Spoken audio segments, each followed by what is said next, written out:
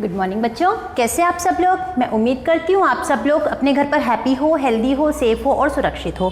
और साथ ही साथ में आपको जो आपके घर पर ये जो सारी की सारी फैसिलिटीज़ प्रोवाइड कराई जा रही हैं, आपको जो आपके घर पर आपके पेरेंट्स के द्वारा नई नई टेक्नोलॉजी के थ्रू स्टडी करवाने की कोशिश की जा रही है, आपके टीचर्स जो आपकी स्टडी में हेल्प करने की कोशिश कर रहे हैं, शायद आप उन सारी की सारी चीज़ों को पॉजिटिवली मैनर में देख रहे हो और पढ़ने की कोशिश कर रहे हो। जैसा कि बच्चों आपको पता है कि हमने हमारी प्रीवियस 2 क्लासेस में संज्ञा के बारे में पढ़ा। संज्ञा हमने हमारे संज्ञा के 3 टोटल पार्ट्स में मैंने आपको डिस्कस करने के लिए कहा था कि मैं संज्ञा वाला चैप्टर आपसे 3 पार्ट्स में डिस्कस करूंगी। तो हमने पहले पार्ट में डिस्कस किया था संज्ञा की परिभाषा के बारे में, दूसरे पार्ट में हमने संज्ञा के भेदों के बारे में चर्चा की थी, जिसके अंतर्गत मैंने आपको संज्ञा के 2 भेद बताए थे। आज हम संज्ञा के तीसरे भेद के बारे में चर्चा करेंगे और साथ ही साथ में कुछ और नए उदाहरणों के माध्यम से इस बारे में जानकारी प्राप्त करेंगे। तो पहले बच्चों जो प्रीवियस 2 क्लासेस में पढ़ा था, एक बार उसको रिकॉल करते हैं। हमने प्रीवियस क्लास में पढ़ा था बच्चों संज्ञा की परिभाषा के बारे में कि संज्ञा की परिभाषा क्या होती है। तो संज्ञा की परिभाषा क्या होती है प्यारे बच्चों, एक बार दोबारा से देखते हैं। संज्ञा किसी व्यक्ति, वस्तु, स्थान, भाव और अवस्था के नाम का बोध कराने वाले शब्दों को हमने क्या कहा, संज्ञा। यानी किसी व्यक्ति के नाम का, किसी वस्तु के नाम का, किसी स्थान के नाम का, किसी भाव के नाम का या किसी अवस्था के नाम का बोध कराने वाले शब्दों को हम क्या कहते हैं, संज्ञा कहते हैं। संज्ञा, अब जब संज्ञा, इसको हम इंग्लिश में क्या कहते हैं, इसको हम इंग्लिश में कहते हैं नाउन। क्या कहते हैं बच्चों, इंग्लिश में कहते हैं इसको नाउन। संज्ञा के कितने भेद बताए थे मैंने आपको, संज्ञा के मैंने आपको 3 भेद बताए थे। पहला भेद था व्यक्तिवाचक संज्ञा, दूसरा भेद था भाववाचक संज्ञा और तीसरा भेद था जातिवाचक संज्ञा। फिर हमने बात की थी व्यक्तिवाचक संज्ञा के बारे में कि व्यक्तिवाचक संज्ञा क्या होती है। तो बच्चों व्यक्तिवाचक संज्ञा क्या होती है, वो संज्ञा शब्द जो किसी व्यक्ति, वस्तु, स्थान, भाव और अवस्था के नाम का व्यक्तिगत बोध कराए। यानी पर्टिकुलर ग्रुप की बात नहीं करे, वो पर्टिकुलर उस व्यक्ति के बारे में, उस वस्तु के बारे में, उस स्थान के बारे में उसका नाम लेकर बात करे, उसके नाम पर फोकस करे। तो वो कौन सी संज्ञा हुई, वो हुई व्यक्तिवाचक संज्ञा।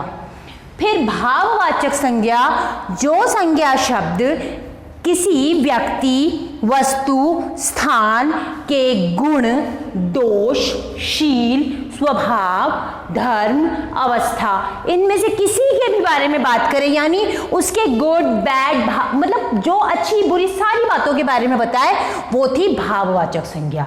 आज की क्लास में हम डिस्कस करेंगे जातिवाचक संज्ञा के बारे में। आज की क्लास में हम क्या डिस्कस करने वाले हैं, आज की क्लास में हम डिस्कस करने वाले हैं जातिवाचक संज्ञा के बारे में कि जातिवाचक संज्ञा क्या होती है। तो बच्चों देखो, जातिवाचक संज्ञा की डेफिनेशन होती है जो संज्ञा शब्द किसी जाति, समूह, झुंड यानी एक से अधिक होने का बोध कराते हैं, उन्हें जातिवाचक संज्ञा कहते हैं।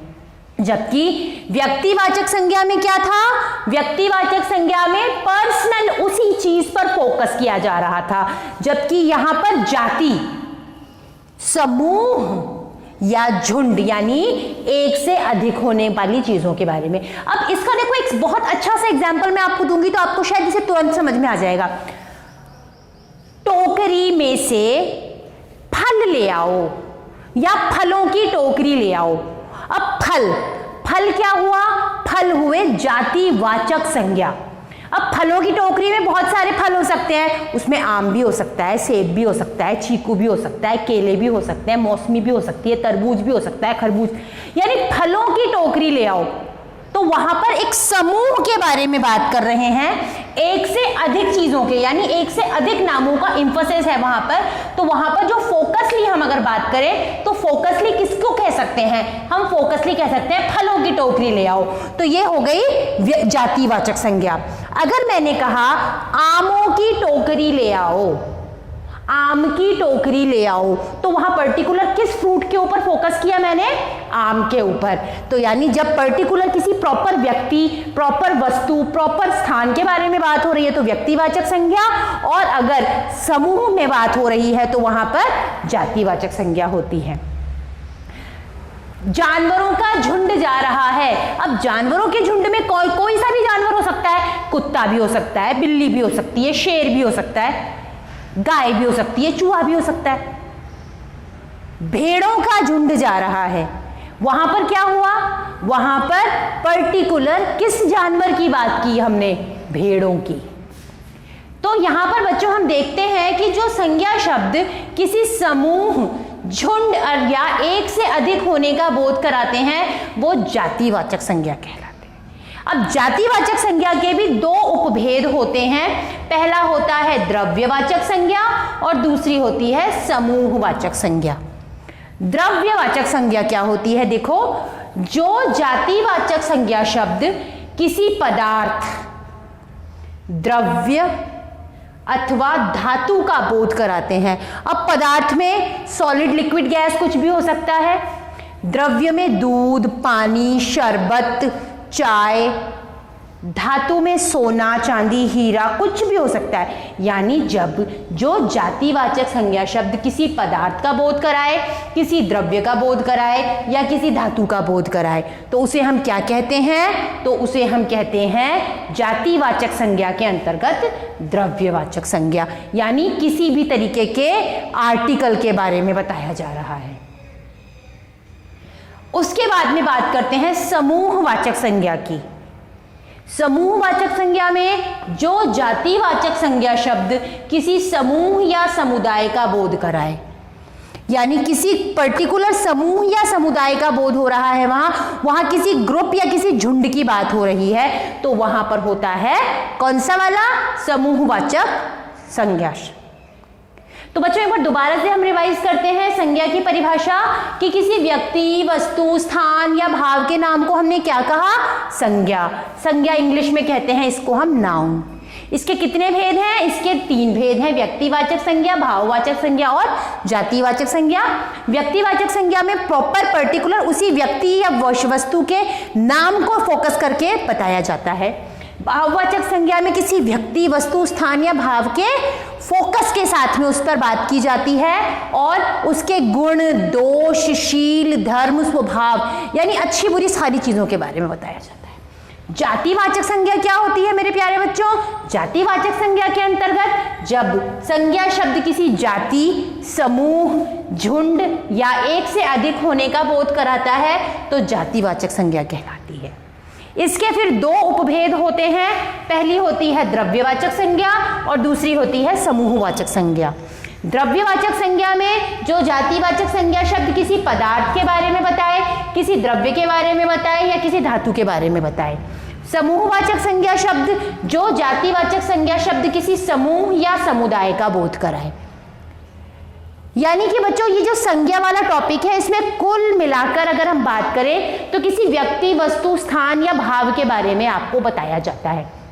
उसको कॉमनली हम संज्ञा कहते हैं और जब उसको अलग अलग सेग्रीगेट करके लिखा जाता है तो वो अपने कुछ भेदों के रूप में हमें मिलती है, जैसे व्यक्तिवाचक संज्ञा, भाववाचक संज्ञा और जातिवाचक संज्ञा।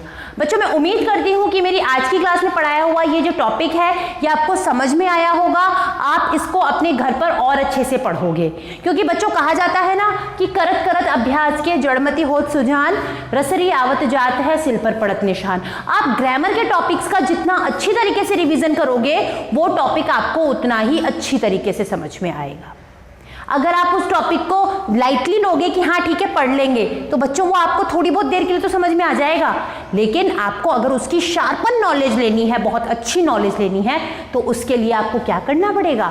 तो उसके लिए आपको उस टॉपिक पर मेहनत करनी पड़ेगी और वो आप सब लोग कर ही रहे हो। तो बच्चों आज की क्लास के लिए बस इतना ही।